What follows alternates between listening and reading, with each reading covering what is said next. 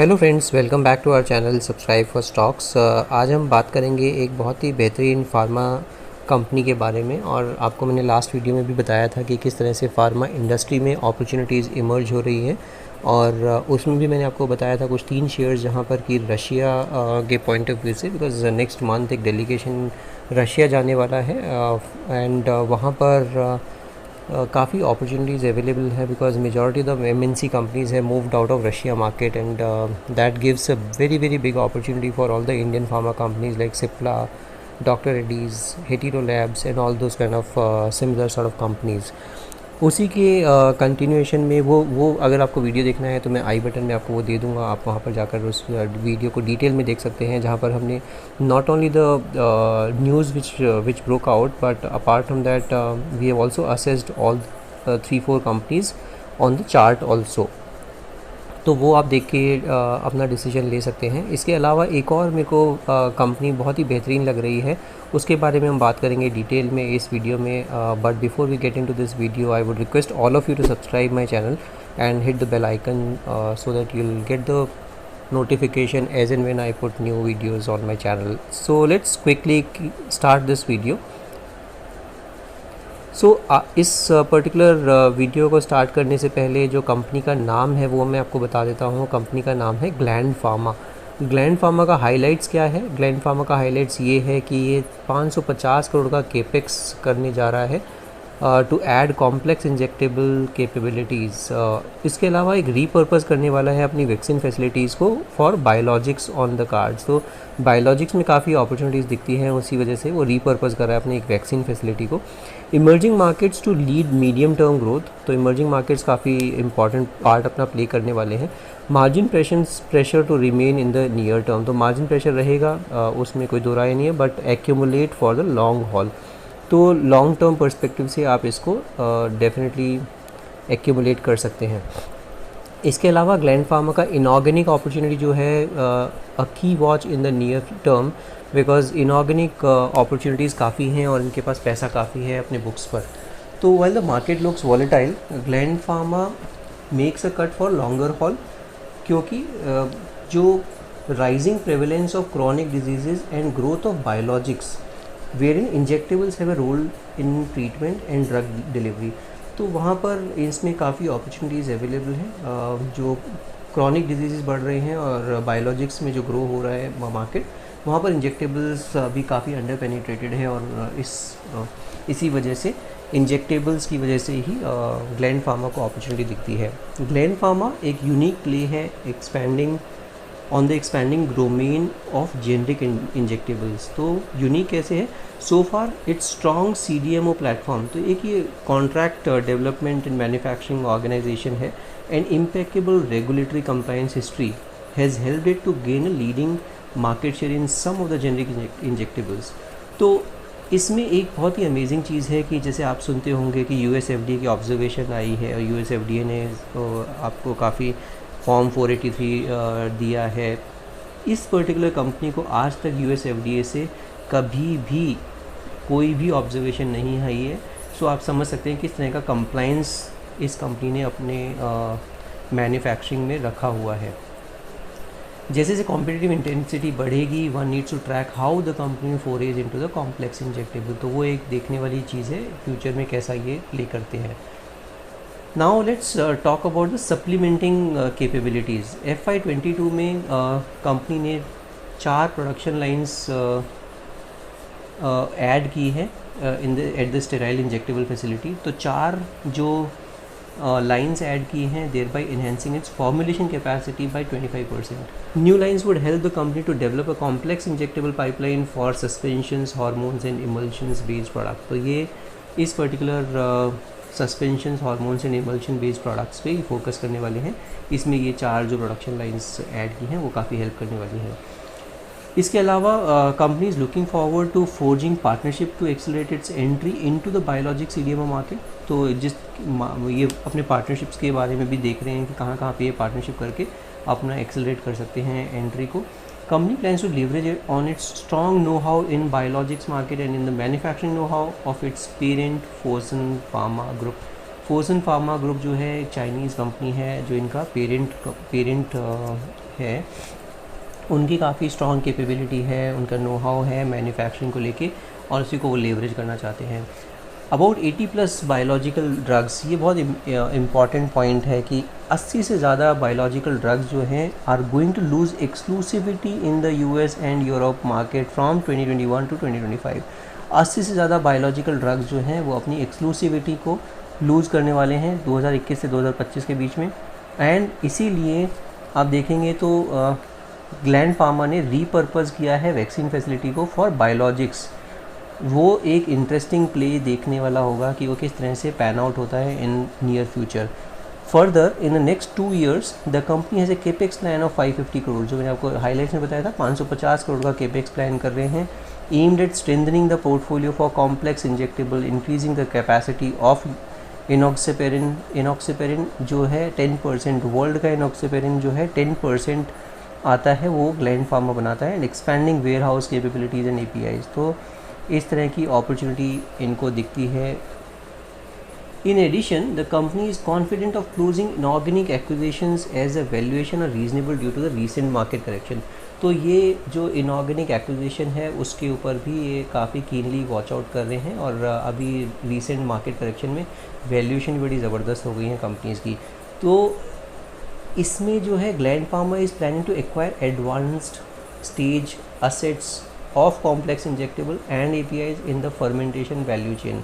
तो ये इनका सोचना है जहाँ इस 2 एरियाज़ में कॉम्प्लेक्स इंजेक्टेबल एंड APIs में ये पर्टिकुलर एक्विजिशन करने का प्लान कर रहे हैं। Company has robust net cash position, 3444 crore का नेट कैश पड़ा है, और cash flow from operation FY22 में आया है वो 791 करोड़ से आया है, which can help its inorganic bet और कैपिटल एक्सपेंडिचर रिक्वायरमेंट्स। तो कैश फ्लो का प्रॉब्लम नहीं है, कैश पोजीशन काफ़ी अच्छी है कंपनी की।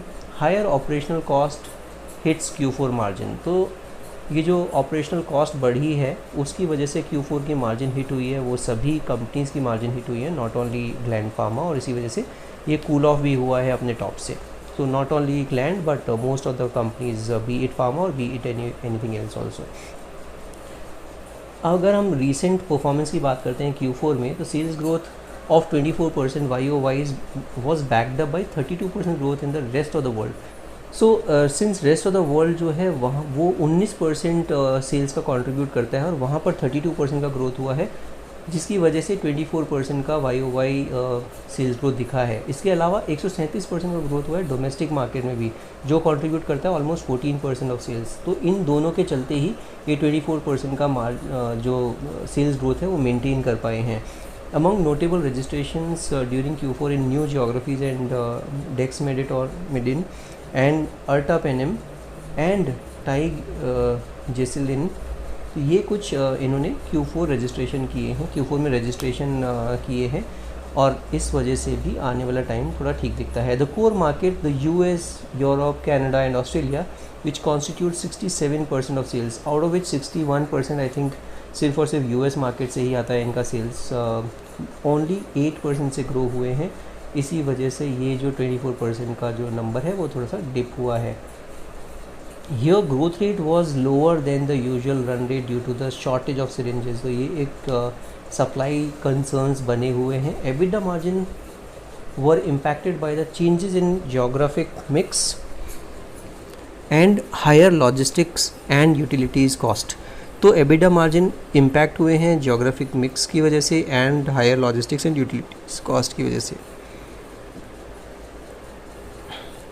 अब हम बात करते हैं आने वाला आउटलुक कैसा दिखता है इस कंपनी का। तो नियर टर्म हेडविंड्स रहेंगे इस कंपनी में because of shortage of various injectable components, जैसे कि syringes, tubing, filters, vials and stoppers, which can continue till Q2 FY23। तो एक और क्वार्टर में ये पेन दिख सकता है।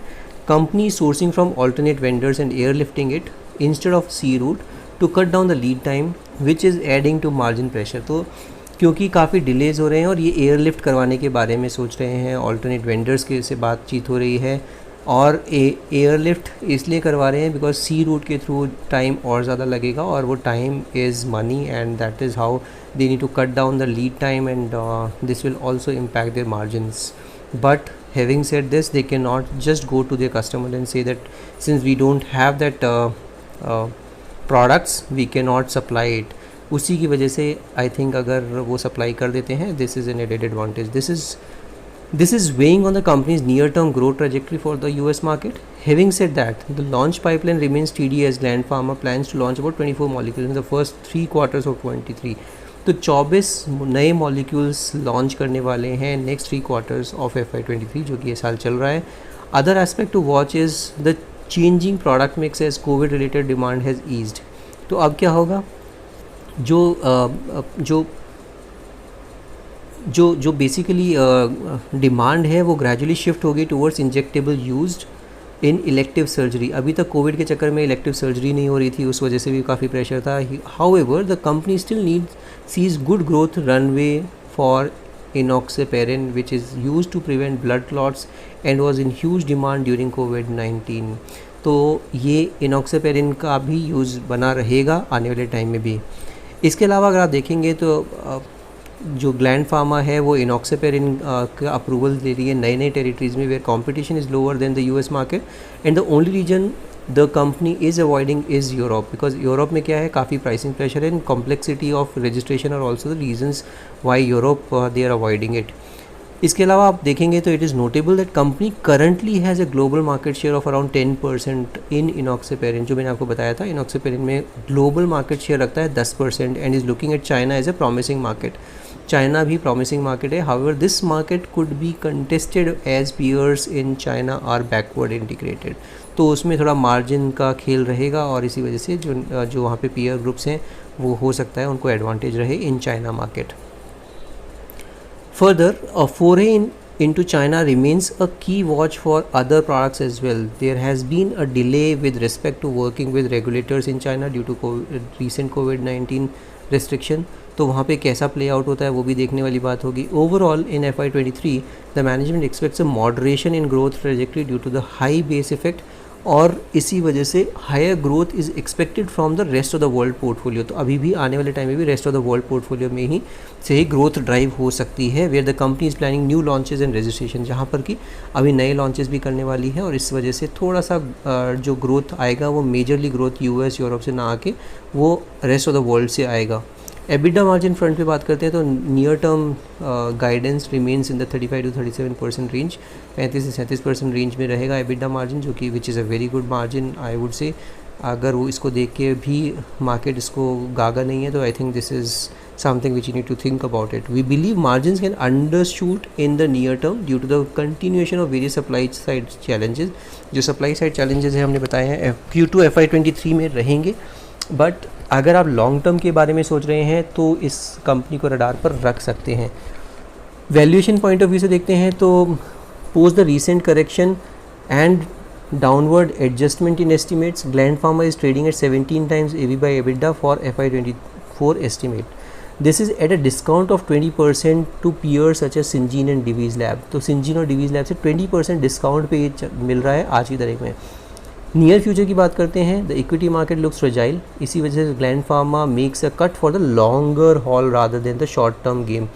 This is because the rising prevalence of chronic diseases and growth of biologics where injectables have a role to play in treatments and drug delivery. Investment case is also backed by strong regulatory compliance history.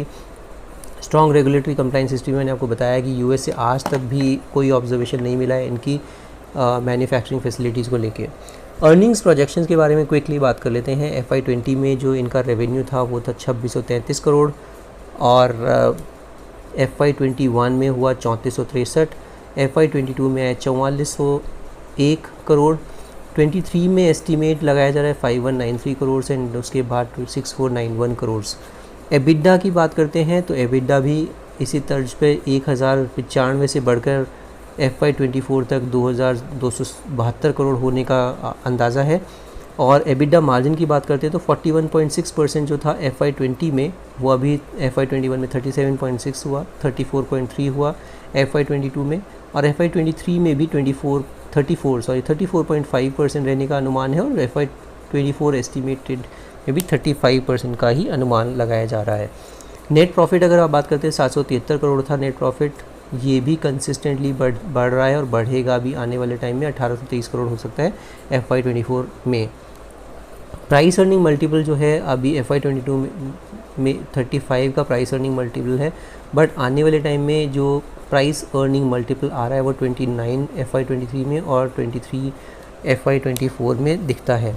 और EV by EBITDA जो है multiple 26 है FY22 में, 22 और अभी 17 हो जाएगा अगर इस तरह से आप देखते हैं पूरा वैल्यूएशन पर्सपेक्टिव से। तो ये वैल्यूएशन पर्सपेक्टिव से भी काफ़ी स्वीट स्पॉट पर ये मेरे को शेयर या कंपनी दिखती है।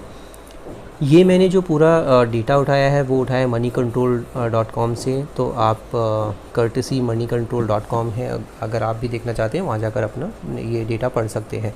अब हम क्विकली इसके चार्ट्स पर बात करते हैं कि चार्ट्स पर कैसा दिखता है और क्या हम अभी के अभी ले सकते हैं या फिर हमें थोड़ा वेट करना चाहिए। सो आपके सामने मैंने ये लगाया है चार्ट, वो है डेली का चार्ट। और डेली के चार्ट में अगर आप देखते हैं तो डेली के चार्ट में आपको देखने को मिलेगा, मैंने आपको फिबोनाची का यूज़ किया है। Fibonacci is a very strong tool to understand कि ये कंपनी अभी और गिरेगी या फिर गिर चुकी है और क्या आगे आने वाला इसका हमें फ्यूचर दिखता है या फिर प्राइस दिखता है, क्योंकि हम लोग डेफिनेटली अपने चार्ट्स के बेसिस पर ही डिसीजन लेते हैं।